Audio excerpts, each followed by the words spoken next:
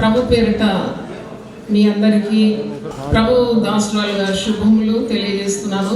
వివాహము అన్నిటిలో ఘనమైనదని పరిశుద్ధ గ్రంథంలో రాయబడింది.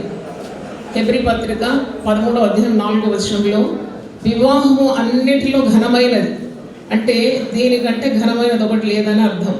It is honourable in all things. మరి ఈ ఘనమైన వివాహానికి మనం ఆహ్వానింపబడినాం అంటే అది కూడా చాలా ఘనమైన కార్యం. యేసు ప్రభు పరిచర్యలో ఒక వివాహానికి ఆహ్వానింపబడినాడు. మరి ఆ వివాహము ఆహ్వానము ఆయన అంత అలకగా తీసుకోలేదు. ఆయన పరిచర్య మరి ఎంతో విరివిగా ఉండేది కదా. అసలు సమయం ఉండేదా యేసు ప్రభువుకు? లేకుండా ఆయన సమయం కేటాయించుకొని ఆహ్వానింపబడిన వివాహానికి హాజరైనాడు. ఆయన పరిచర్యలో చేసిన అద్భుతాలన్నిటిలో మొట్టమొదటి అద్భుతము ఒక వివాహంలో చేసినాడు. వివాహంలో ఆ సూచక్రియ జరిగింది. అంటే వివాహానికి ఎంత ప్రాధాన్యత ఉందో మీరు గమనించాలి. వివాహం అనేది దేవుడు పెట్టిన వ్యవస్థ. It's a God made institution. వివాహాన్ని మనం ఎందుకు గౌరవించాలి, ఎందుకు ఘనపరచాలి, వివాహ నియమాలకు ఎందుకు లోబడి ఉండాలి అంటే అది దేవుడు ఏర్పాటు చేసిన వ్యవస్థ. దేవుడు చేసిన ఏ కార్యాన్నైనా మనం గౌరవిస్తే మనము ఘనపరచబడతాం, మనం ఆశీర్వదించబడతాం, మనకు జయము దేవుడు అనుగ్రహిస్తాడు. కాబట్టి ప్రతి దంపతులు కూడా గమనించాల్సిన కార్యం రెస్పెక్ట్ యువర్ మ్యారేజ్. వివాహము పరిశుద్ధమైనదని పరిశుద్ధ గ్రంథంలో it's a holy marriage. It's called a holy wedding. పరిశుద్ధమైన వివాహం. పరిశుద్ధ వివాహం అని ఎందుకు పేరు వచ్చింది అంటే అది దేవుడు ఏర్పాటు చేసినాడు, అది పరిశుద్ధమైంది. మరి వివాహం రోజు తీసుకున్న ప్రమాణాలకు కట్టబడి ఉండి పరిశుద్ధ జీవితం జీవించాలి, ఒకరితో ఒకరు నమ్మకంగా ఉండాలి, ఒకరినొకరు మోసగించుకోవద్దు. అప్పుడే దైవాశీర్వాదాలు ఆ కుటుంబంలో ఉంటుంది. దేవుడు వారి జీవితం ద్వారా ఘనపరచబడతాడు అని అర్థం. That's why it's called a holy marriage. వివాహము ఘనమైనది, వివాహము పరిశుద్ధమైనది. ఈరోజు మీరు వివాహంలో తీసుకున్న ప్రమాణాలకు జీవిత పర్యంతము కట్టబడి ఉండాలి. మోసం చేయొద్దు, అబద్ధాలు ఆడొద్దు. భార్యాభర్తలు అంటే ఏక శరీరం అని వాక్యంలో ఉంది. They become one body. అప్పుడు నీ వివాహ జీవితం ఆశీర్వదింపబడాలంటే దేవుని నియమాలకు లోబడి ఉండాలి. యేసు ప్రభు అద్భుతం చేసినాడు వివాహంలో, కనాను వివాహంలో. అక్కడ ద్రాక్షారసం అయిపోయింది. యేసు తల్లి అయిన మరియా యేసు దగ్గరకు వచ్చి, అయ్యా ఇంత జనం ఉన్నారు, ఈ జనసమూహానికి ద్రాక్షారసం సరిపోలేదు, అయిపోయింది. ఇప్పుడు మరి మిగిలి ఉన్న జనానికి ద్రాక్షారసం ఎలా ఇవ్వాలి? కాబట్టి నువ్వు ఒక అద్భుతం చేయాల్సి వస్తుంది. ఎందుకంటే యేసు ప్రభు తల్లి మరియకు తెలుసు ఆయన దైవ కుమారుడని, మానవాకారంగా ఈ లోకంలోకి వచ్చినాడని, ఆయన ఏదైనా ఎంతైనా చేయగలడని నమ్మకంతో వచ్చింది. అడిగింది, ద్రాక్షారసం అయిపోయింది, ఏం చేయాలి? అప్పుడు ఆయన చెప్పినట్టు ఆ రోజు ఆ శిష్యులు విన్నందుకు మరి అక్కడ ఒక మహా అద్భుతం జరిగింది. యేసు ప్రభు తల్లి మరియా శిష్యులతో అంటుంది, ఆయన మీతో చెప్పిన మాట మీరు వినండి, ఆయన మీతో చెప్పినది మీరు చేయండి. అంటే యేసు ప్రభు ఏం చెప్పినాడో అది వినండి, అద్భుతం అయిపోతుంది. అప్పుడు యేసు ప్రభు చెప్పినాడు, 6 రాతి బాణాలు తీసుకుని రండి, దాన్ని అంచుల మట్టుకు నీళ్లతో నింపండి అన్నాడు. అది వారికి చేతనైన పని వారు చేసినారు. 6 రాతి బాణాలు తీసుకొచ్చినారు, అంచుల మట్టుకు నీళ్లు నింపినారు. కానీ వారికి చేతగాని పని నీళ్లను ద్రాక్షారసంగా మార్చడం. చేతగాని పని ప్రభు చేసినాడు. వారు చేతనైనంత పని చేసినప్పుడు చేతగాని పని యేసు ప్రభు చేసినాడు. ఆ 6 రాతి బాణాలు నిండుగా నింపిన నీళ్లను ద్రాక్షారసముగా మార్చినాడు. చప్పట్లు కొట్టి దేవుని స్తుతిద్దాము. కొన్నిసార్లు మన వివాహ జీవితము చాలా మరి వ్యసనకరంగా అయిపోతుంది, దుఃఖకరంగా అయిపోతుంది. అయ్యో ఎంత మరి ఆశతో నేను ఈ వ్యక్తిని వివాహం అన్నాను, కానీ ఆశలన్నీ అడియాశలు అయిపోయింది, తీరా చూస్తే ఇలాగైపోయింది నా జీవితం అని ఎప్పుడు కూడా మనం సంకటపడదు. వివాహం అనేది దేవుని వల్ల కలిగిన కార్యం. ఇది దేవుని వల్ల కలిగిన కార్యం. ఇది మన కన్నులకు ఆశ్చర్యం. దేవునికి స్తోత్రం, హల్లెలూయా. మరి అది మన కన్నులకు ఆశ్చర్యం. వివాహాన్ని తక్కువగా అంచనా వేయద్దు, తక్కువ మాట్లాడొద్దు. ఒకవేళ ఏదైనా అలజడి కుటుంబంలో వచ్చినప్పుడు కనానులో వివాహం గుర్తు చేసుకోవాలి. ఆనాడు రంగు రుచి సువాసన లేని నీళ్లను నీవు రంగుతో రుచితో సువాసనతో గుహళాయించే రీతిగా ఆశీర్వదించినావు కదా. చెప్పబడిన మా జీవితాలను కూడా నీవు రంగుతో రుచితో సువాసనతో నింపుమని ప్రార్థన చేయాలి. వివాహంలో యేసు ప్రభు చేసిన అద్భుతం నీ కుటుంబంలో కూడా తప్పకుండా చేస్తాడు. దేవునికి స్తోత్రం కలుగును గాక. దేవుడు చేయలేని కార్యం లేదు. అయితే దేవునికి ఇష్టమైన కుటుంబ జీవితం జీవించాలంటే మరి పరిశుద్ధ గ్రంథం పఠించాలి. ఆ దేవుని నియమాల్లో మనము జీవించినప్పుడు when we live according to his principles, definitely the marriage will be successful, fruitful, happy, prosperous, and definitely you will enjoy a long lengthy married life. దేవుని స్తోత్రం. నా వివాహం 43 సంవత్సరాలే. అయితే వివాహమైన మొదటి రోజుల్లో నాకు అసలు తెలియదు వివాహం అంటే ఏంటి, మరి ఎలా ఉండాలి, దేవుని ఆశ్రయించాలి, పవిత్రంగా ఉండాలి. ఇవన్నీ నాకు అంటే మా నాన్నగారు గొప్ప బోధకుడైనా ఒక చెవితో నేను ఒక చెవితో వదిలేసేదాన్ని. అయితే కష్టాలు వచ్చినాయి. అప్పుడు ప్రభు తట్టు తిరిగినప్పుడు ప్రభు నాకు చక్కగా తన మార్గాన్ని బోధించినాడు. ఎప్పుడైతే దేవుని మార్గాల్లో నేను నడిచినాను, నన్ను దేవుడు 3 పువ్వులు 6 కాయలుగా ఆశీర్వదించినాడు. దేవుని స్తోత్రం. 3 సంతానం, మరి 6 మనవళ్ళు మనవరాలు. అయితే ఇది నా చేతులు ఇంకా ఆశీర్వాదాలు దేవుడు కుమ్మరించినాడు. దేవుని స్తోత్రం. మనకు దీవెన ఎప్పుడు కలుగుతుంది? When do we get blessed. మనం ఎప్పుడు ఆశీర్వదింపబడతామంటే దేవుని మాటకు విధేయత చూపినప్పుడు మనల్ని దేవుడు ఆశీర్వదించడానికి మరి ఎప్పుడు సిద్ధంగా ఉంటాడు. మరి భార్య భర్తలకు ఆదేశం ఉంది పరిశుద్ధ గ్రంథంలో. ఒక మాట మీకు చదివి వినిపిస్తాను. అది కొలస్సీలకు రాసిన పత్రిక 3వ అధ్యాయము 18 నుండి 19 వచనాలు. 2 వచనాలు నేను చదువుతాను. భార్యలారా, మీ భర్తలకు విధేయులై ఉండుడి, ఇది ప్రభువును బట్టి యుక్తమై ఉన్నది. భర్తలారా, మీ భార్యలను ప్రేమించుడి, వారిని నిష్ఠూర పెట్టకూడదు. చూడండి, ఈ పేరాలో మీరు చదవండి ఇంటికి వెళ్ళి. భర్తలకు ఆదేశం, భార్యలకు ఆదేశం, పిల్లలకు ఆదేశం, తల్లిదండ్రులకు ఆదేశం, దాసులకు ఆదేశం, యజమానులకు ఆదేశం. చూడండి, పరిశుద్ధ గ్రంథం అంటే అది ఎంత వెలుగుమయమైంది, ఎంత అద్భుతమైంది. మనకు దీపం లాంటిది. త్రోవ కానరానప్పుడు మన మార్గముల మీద వెలుగు కుమ్మరిస్తుంది. చూడండి, భార్యకు ఆదేశం, భర్తకు ఆదేశం. భార్యతో దేవుడు ఏమంటున్నాడు? భార్యలారా, మీ భర్తలకు విధేయులై ఉంది. కుటుంబంలో కలహం ఎప్పుడు వస్తుంది అని అడిగినప్పుడు అక్కడ దేవుని మాటను ఉల్లంఘించినప్పుడు తప్పకుండా కలవరము, కలహము, కయ్యము, ఇంకా తదితర కార్యాలన్నీ కూడా వస్తుంది. ఎందుకంటే అక్కడ అపవాదికి చోటు ఇచ్చినారు. దేవునికి చోటు ఇవ్వకుండా సాతానికి చోటు ఇస్తే పెద్ద కయ్యాలు కలహాలుగా మారిపోతుంది. అయితే ఏదైనా సమస్య కుటుంబంలో వచ్చినప్పుడు వెంటనే భార్య లేక భర్త లేక భార్య భర్తలు కలిసి ప్రార్థన చేసినప్పుడు, దేవుని సహాయం కోరినప్పుడు, దేవుని మీద ఆధారపడినప్పుడు దేవుని సన్నిధితో ఆ కుటుంబము నింపబడుతుంది. ఆ సమస్యలన్నీ మైనం వలె కరిగిపోతుంది. కనుక దేవుని మీద ఆధారపడాలి. భార్యలు ఎప్పుడు కూడా తన భర్తను భార్య యజమానునిగా మరి గౌరవించాలి. చూడండి, అబ్రహాం భార్య సారా భర్తను ఏమని పిలిచింది తెలుసా? యజమానుడా అని పిలిచిందంట. Master, he's the lord and master for her. Adonai అని పిలిచింది, అంటే యజమానుడు. మనం ఎవరైనా అలా పిలుస్తున్నాం యజమానుడా? మొట్టమొదటనే పేర్లు పెట్టి పిలుస్తారు భార్యలు. మళ్ళా తర్వాత కొన్ని సంవత్సరాలు ఇంకా విసుకొచ్చినాక అరే తురే అని పిలుస్తుంది, అరే ఓరా పోరా అని పిలుస్తారు. అది మర్యాద కాదు. నీ పిల్లలు అవి చూసి అదే నేర్చుకుంటారు. నీ జీవితం పాడైనట్టు నీ పిల్లల జీవితాలు కూడా పాడైపోతుంది. కాబట్టి ఒక తల్లిగా, ఒక భార్యగా తప్పకుండా పిల్లలకు మాదిరి చూపెట్టాలని, అది నీ ధర్మం. కాబట్టి భర్తకు భర్త స్థానం ఇవ్వాలి. భర్తకు భర్త స్థానం ఇవ్వాలి, ఇంటిలో కానీ బయట కానీ గౌరవించాలి. ఆయనను మరి చక్కగా చూసుకోవాలి.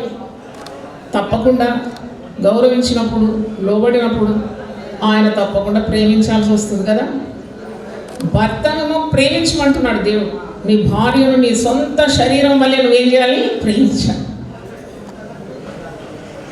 చాలామందికి ప్రేమ దొరకదు. చాలామంది భర్తలు రక్షణ పొందలేని భర్తలు ఉన్నారు. త్రాగుతారు, జూదమాడతారు, మరి అక్రమ సంబంధాలు ఉంటాయి, పాపములో ఉంటారు. అట్టి భర్తలతో కాపురం చేయడం చాలా కష్టం. అందుకే అవిశ్వాసులతో మీరు జోడుగా ఉండకూడదు.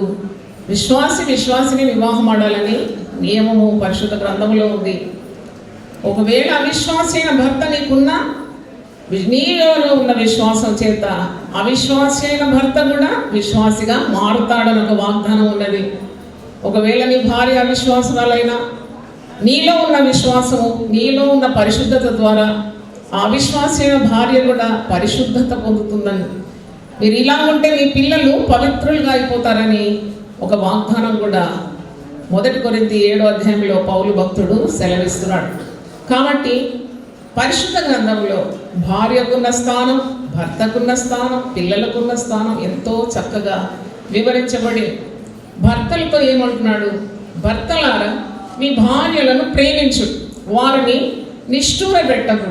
మంచి మాట, నిష్ఠూర పెట్టొద్దండి.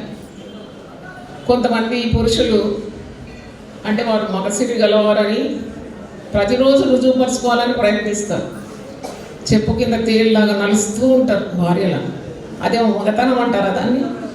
భార్యను ఎప్పుడు కంట తడి పెడతాం, ఎప్పుడు నిష్ఠూర పెడుతూ ఉంటారు, బాధిస్తూ ఉంటారు.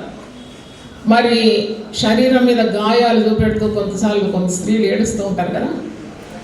తాగి ఇంటికి వస్తారు, కొడుతూ ఉంటారు.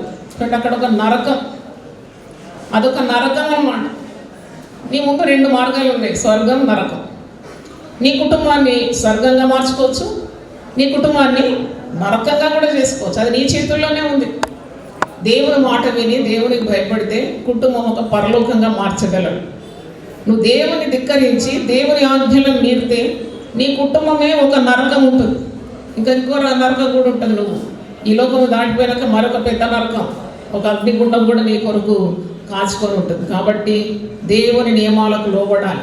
ఒక మంచి మాదిరి గల కుటుంబం అంటే అది దేవునికి భయపడుతుంది, దేవుని ఆజ్ఞలు మీరదు, భార్య భర్తలు కలిసి ఉంటారు, ఐకమత్యం ఉంటుంది, ప్రేమ ఉంటుంది, మంచి సంభాషణ వారి మధ్యలో ఉంటుంది. వాళ్ళకు ఒక కమిట్మెంట్ ఉంటుంది, అంటే వారికి ఒక ఫోకస్ ఉంటుంది, గోల్ ఉంటుంది. ఎందుకంటే వారికి దేవుడిచ్చిన పిల్లలు కూడా సన్మార్గంలో నడవాలని, పిల్లలను దేవుడు ఆశీర్వదించాలని, దేవుడు వారి కొదువలన్నీ తీర్చాలని, ఇలాంటి ఒక కోరికలతో వారు ప్రార్థనలు చేస్తారు. వారు దేవుని నియమాలకు లొంగినప్పుడు వారి ప్రార్థనలు పవిత్రంగా ఉంటాయి. పవిత్రమైన ఏ ప్రార్థన కూడా దేవుడు తృణీకరించడు. ప్రార్థనలకు జవాబు వస్తుంది, వారి స్థితిగతులన్నీ మారిపోతుంది. వారు ఉన్నతమైన స్థితిలో దేవుడు వారిని తీసుకొని వస్తాడు. పరిశుద్ధ గ్రంథంలో యేసు అంటాడు, కొండ మీద ఉన్న పట్టణము మరుగై ఉండదండి. A city that is set on high hill cannot be hid. చూడండి, అంత ఉన్నతంగా దేవుడు దేవుని మాటకు లొంగిన కుటుంబాన్ని ఆశీర్వదించగలడు. నేను ఇప్పుడు కారులో వస్తుంటే ఒక ఆమె భిక్ష అడుగుతుంది కిటికీ దగ్గర వచ్చి. నేను అనుకున్నాను మీకు అన్ని అవయాలు ఉంది, నేను ఎందుకు భిక్ష వేయాలి, ఆమె కష్టపడి పనిచేయాలని చూస్తే ఒక చెయ్యి ఇక్కడ నుండి లేదు, ఇక్కడ నుండి చేయలేదు, బాధ కలిగింది. అప్పుడు బ్యాంక్ తెరిచి కొద్దిగా డబ్బు ఇచ్చిన. అంటే చూడండి, మనకు అన్ని అవయవాలు సర్వాంగం, మరి అన్ని అవయవాలు దేవుడు మనకి ఇచ్చినప్పుడు మన దేహంతో దేవుణ్ణి ఏం చేయాలి? ఘనపరచాలి. చెప్పండి కొట్టండి. అయితే నీ జీవితం ద్వారా దేవుడు మహిమపరచబడాలి, నీ కుటుంబ జీవితం ద్వారా కూడా దేవుడు మహిమపరచబడాలి. ఒక పర్ఫెక్ట్ ఫ్యామిలీ అనేది లేదు, అదొక మిథ్యలాగానే. కానీ పర్ఫెక్షన్ కొరకు మనము ప్రయాసపడాలి, పోరాడాలి, ప్రార్థన చేయాలి. There is no perfect family. మనం అనుకోకూడదు అబ్బా వాళ్ళు ఎంత పర్ఫెక్ట్గా ఉన్నారని. వాళ్ళ లోపల ఉన్న బాధలు వాళ్ళకే తెలుసు కదా. మరి సమస్యలు ప్రతి కుటుంబంలో ఉంటుంది, కానీ ప్రతి సమస్యకు పరిష్కారి యేసు ప్రభు. Hallelujah. For every problem Jesus is the answer. కాబట్టి నువ్వు ప్రార్థన చేయాలి. A family that prays together stays together. ఎంత అండర్స్టాండింగ్ ఉండాలి కదా భార్య భర్తలకు. వాళ్ళు ఎంత అర్థం చేసుకోవాలి. కొన్నిసార్లు నాకు అయ్యగారిని చూస్తే ఆశ్చర్యం అవుతుంది. నేను గొల్ల వేసుకొని కొన్ని గంటలు దేవుడితో ఉంటాను. అప్పుడు నన్ను ఏమనరు. ముందైతే మాకు కూడా యుద్ధాలు అయ్యేది. 3వ ప్రపంచ యుద్ధం లేకుంటే ఇంకొక యుద్ధం. కానీ మేము రాను రాను రాను రాను మాకు ఒక అండర్స్టాండింగ్ వచ్చేసింది. ఆయన అనుకున్నాడు ఈమె ఇంతే అనుకున్నాడు, అంతే. నేను ఇక దేవునికి మరి చెందినదాన్ని అని గమనించినాడు. అలాగూ ఒక అండర్స్టాండింగ్ లేకుంటే ఇంట్లో గొడవలు తప్పవు. భార్యను భర్త అర్థం చేసుకోవాలి.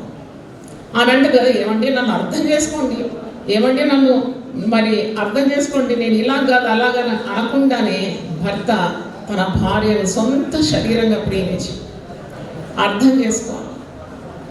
ఆమె నవ్వుతే అర్థం కావాలి, ఏడుస్తే కూడా ఆయనకు అర్థం కావాలి. ఆమెను నిష్ఠూర పెట్టొద్దని వాక్యంలో ఎత్తి చూపెట్టినాను కదా. ఆమెను బాధ పెట్టొద్దు. నాకు అనిపిస్తుంది ఒక భర్త భార్యను చక్కగా చూసుకున్నాడు అనుకో, ఆమె పుట్టింటిని మర్చిపోతుంది, పుట్టింటినే మర్చిపోతుంది. నువ్వు చక్కగా చూసుకోకుంటే, ఈరోజు కూడా జూమ్లో నేను కౌన్సిలింగ్ చేసినాను. భర్త అంటున్నాడు, నా భార్య ఎదిగిన 2 మగపిల్లలతో పుట్టింటికి వెళ్ళిపోయిందమ్మా, 4 ఏళ్ళైంది రావడం లేదా. అప్పుడు నేను అన్నాను, నువ్వు దేవుని సన్నిధిలో కూర్చొని నీలో ఏముంది లోపం, నీకేంటి, నీ తప్పేంటి అని నువ్వే దేవుని సన్నిధిలో కూర్చొని వాక్యం అని అర్థంలో చూసుకొని గ్రహించుకో. నువ్వు ప్రేమించడం తక్కువైందేమో, నీ దగ్గర ప్రేమ దొరకలేదేమో, కాబట్టి నీ తప్పై ఉంటుంది. నువ్వు తప్పు గ్రహించి మారు మనసు పొంది క్షమాపణ అడిగితే ఒకవేళ కుటుంబం కట్టబడుతుంది. అంటే నేను ఎందుకంటున్నానంటే, మరి పూర్తిగా ప్రేమ దొరికిన తర్వాత ఆ స్త్రీ ఈ లోకమంతా మర్చిపోతుంది. భర్త ప్రేమలోనే తేలియాడుతుంది. ప్రేమ దొరకనందుకు ఆమె అటు ఇటు బంధువుల దగ్గర, తల్లిదండ్రుల దగ్గర, ఆఫీసులో అటు ఇటు వెతుకుతూ ఉంటుంది అన్నమాట. రవీంద్రనాథ్ ఠాగూర్ అంటాడు, every women is a creeper. ఒక తీగ అన్నమాట, ఎక్కడ సపోర్ట్ దొరికితే అక్కడ చుట్టుకుంటుందని. కాబట్టి భర్తలారా జాగ్రత్తగా ఉండండి. దేవుడిచ్చిన భార్యను మీరు జాగ్రత్తగా కాపాడుకోండి. వారిని నిష్ఠూర పెట్టకండి, బాధ పెట్టకండి. వారిని ప్రేమగా చూసుకుంటే నీలో గిట నీ భార్య ఫలించు ద్రాక్షావల్లి వల్లి ఉంటుందట. నీలో గిటనే ఉంటుందట, ఎక్కడ పోదంట. She'll be within your walls, she won't creep over the wall.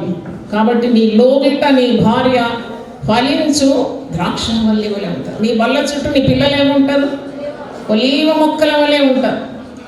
యెహోవా యందు భయభక్తులు గలవాడు ఈలాగూ ఆశీర్వదింపబడతాడు. యెహోవా యందు భయభక్తులు గలవాడు అంటే దేవుడు అంటే భయం, వివాహం అంటే ఆయనకు గౌరవం. కాబట్టి దేవుడు అతన్ని ఆశీర్వదిస్తాడు, అతను భార్యను దీవిస్తాడు, గర్భఫలం ఇస్తాడు. గర్భఫలం యెహోవా ఇచ్చు బహుమానం, కుమారులు యెహోవా ఇచ్చు స్వాస్థ్యం. చూడండి, నీ చేతుల కష్టార్జితాన్ని ఆశీర్వదిస్తాడంట. దేవుని భయభక్తుల్లో ఉన్నప్పుడు 128వ కీర్తనలో 6 వచనాల్లో ఎంతో అద్భుతమైన కుటుంబ ఆశీర్వాదాలు ఉంది, ఫ్యామిలీ బ్లెస్సింగ్స్. ఎవరైతే దేవునికి భయపడి దేవుని నియమాల్లో ఉండి దేవునికి మహిమకరమైన జీవితం జీవిస్తారో వారికి అన్ని దీవెనలే అన్నమాట. అయితే అక్కడ నీ చేతుల కష్టార్జితాన్ని ఆశీర్వదిస్తాను అంటే ఇతరుల దగ్గర పోయి చెయ్యి జాపేటట్టు కాదు. కొందరికైతే అన్నీ కావాలి, 2 చేతులు కాపుతూ ఉంటారు అందరి దగ్గర. చేతులు చాపడానికి కాదు, చేతులు శ్రమపడడానికి, కష్టపడి పని చేయాలి, కష్టపడి పని చేయాలి, కష్టపడాలి బాగా. బద్ధకస్తుడు దరిద్రుడు అవుతాడు, ఐశ్వర్యవంతుడు అవుతారు శ్రద్ధ గలవాడు. కనుక తల్లిదండ్రులు సంపాదించిన దాని మీద నేను ఉంటానంటే అది ఏమాత్రం దేవునికి ఇష్టం లేదు. You have to work hard for your family. నీ భార్యను నీ పిల్లలను పోషించే ఆ రోషం నీకు ఉండాలి. భర్త అంటే పేరుకు అర్థం ఏంటంటే భార్య బిడ్డలను భరించేవాడంట. భర్త భార్య బిడ్డలు భరించాలి. భార్య పోయి సంపాదించుకొని తెస్తే నేను కూర్చొని తింటాను అనకూడదు. భార్యను బిడ్డలను పోషించాలి, వారిని భరించాలి. అప్పుడే ఆ పేరు భర్త అని సార్థకం అవుతుంది. కొందరు అనుకుంటారు మాకు మీసాలంటే మేము మగోళ్ళు అనుకుంటాను. నేనంటే పిల్లికి కూడా ఉంటుంది, రొయ్యకు కూడా ఉంటుంది. కానీ నీకు ఆ మగసిరి కలిగి నీకు ఇచ్చిన ఆశీర్వాదాలు కాపాడుకోకుంటే నీ వల్ల ఏ ప్రయోజనము లేదు. కాబట్టి 128వ కీర్తనలో ఉన్న వాగ్దానాలన్నీ కూడా వీరికి భవించాలని దేవుని సేవకురాలుగా నేను కోరుతూ ఆ మాటలు ఒకసారి మీకు జ్ఞాపకం చేసి నేను నా మాటలు ముగిస్తాను.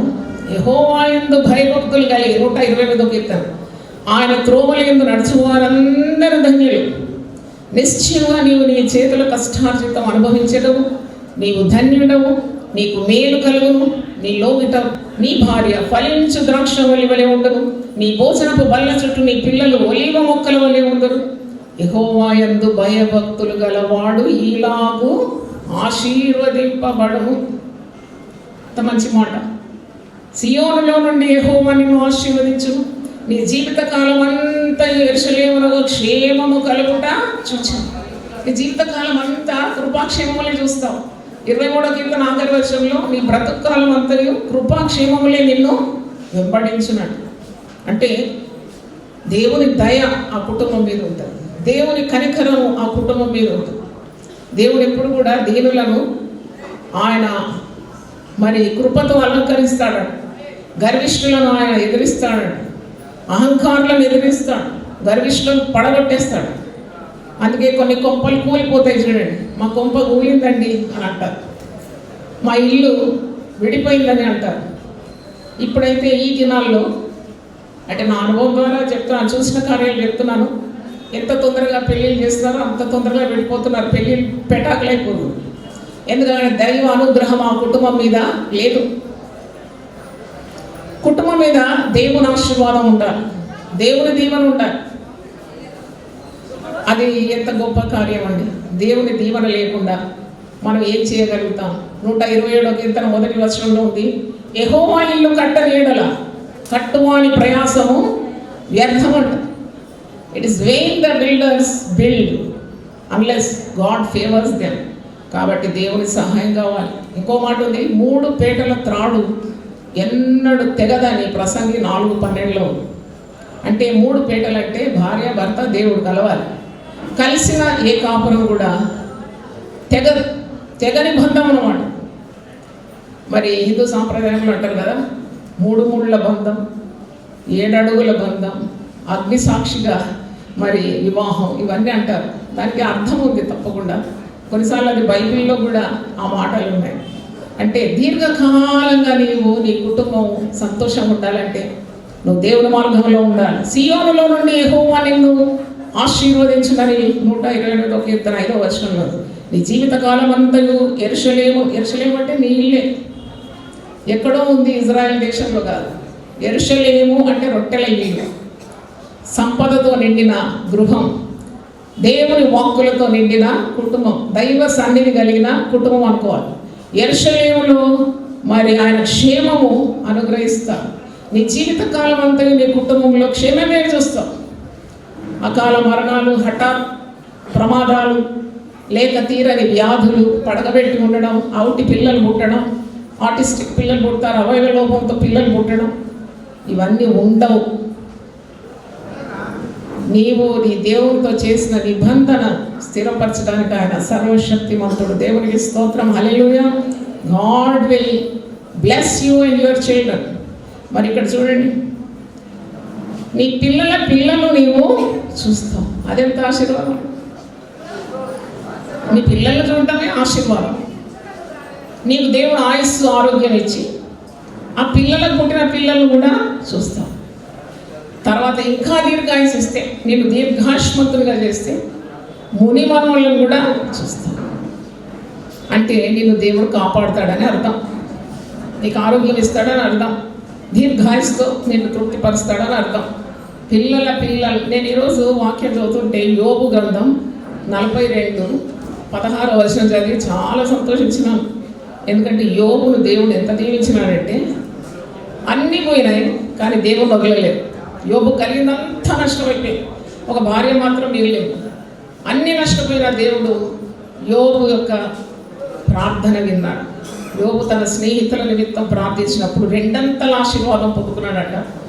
యోబు 42:16 వచనంలో, అటు తర్వాత యోబు 140 సంవత్సరములు బ్రతికినాడు. ఎన్ని సంవత్సరాలు బ్రతికినాడు?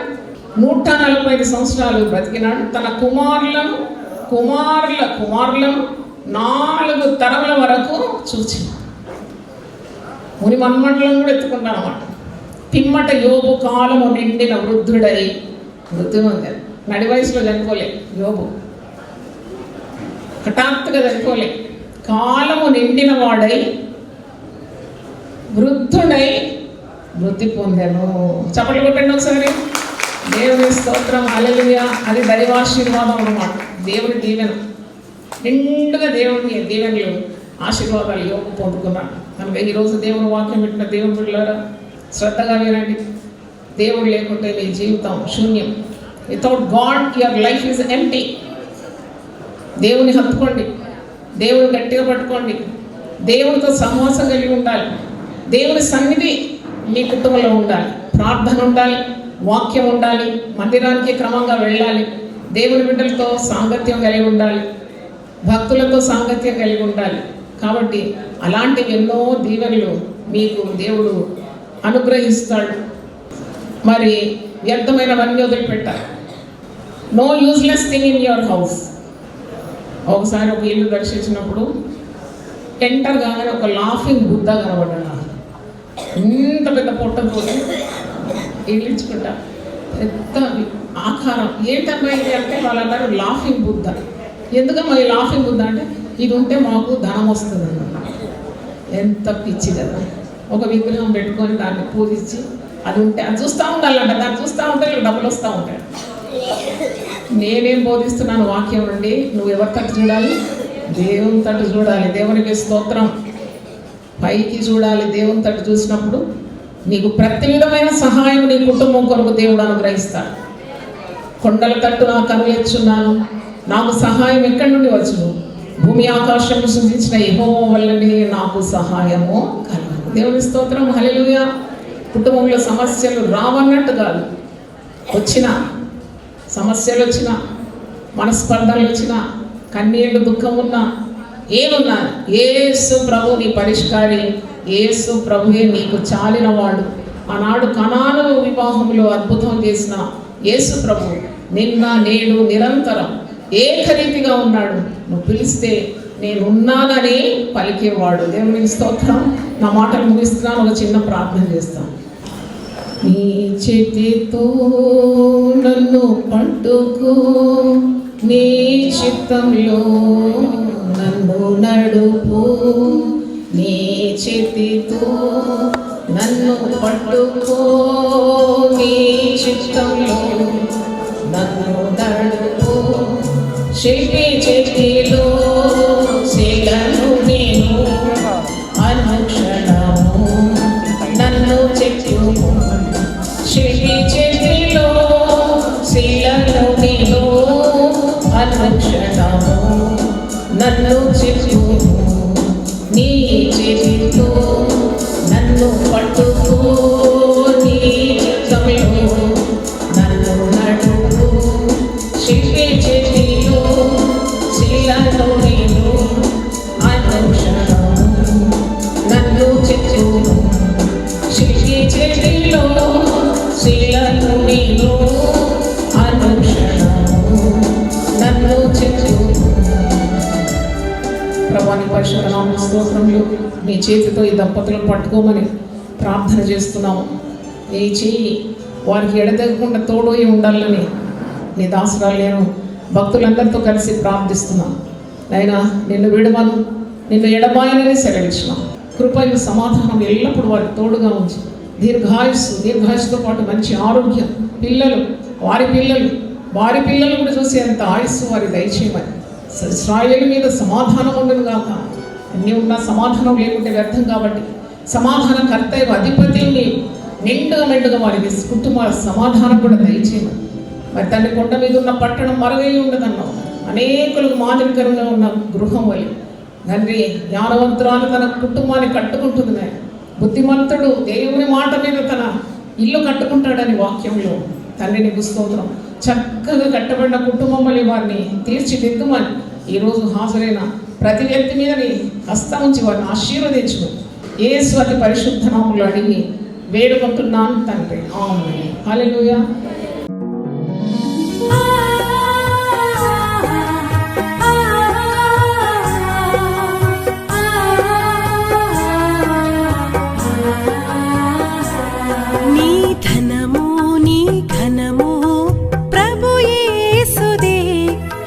దశమా భాగమునీయ వెనుదీతువా. నీ ధనము నీ ఘనము ప్రభు యేసుదే, నీ దశమా భాగమునీయ వెనుదీతువా. ధరలోన ధనధాన్యములనీయగా కరుణించి కాపాడి రక్షింపగా. ధరలోన ధనధాన్యములనీయగా కరుణించి కాపాడి రక్షింపగా. పరలోకనాదుండు నీకీయగా మరి యేసు కొరకీయ వెనుదీతువా. పరలోకనాథుండు నీకీయగా మరి యేసు కొరకీయ వెనుదీతువా. నీ ధనము నీ ఘనము ప్రభు యేసుదే, నీ దశమా భాగమునీయ వెనుదీతువా. పాడి పంటలు ప్రభువు నీకీయగా కూడు గుట్టలు నీకు దయచేయగా. పాడి పంటలు ప్రభు నీకీయగా కూడు గుట్టలు నీకు దయచేయగా. వీడంగ ప్రభు యేసు నామంబును గడువేల ప్రభుకీయను క్రైస్తవా. వేడంగ ప్రభు యేసు నామంబును గడువేల ప్రభుకీయను క్రైస్తవా. నీ ధనము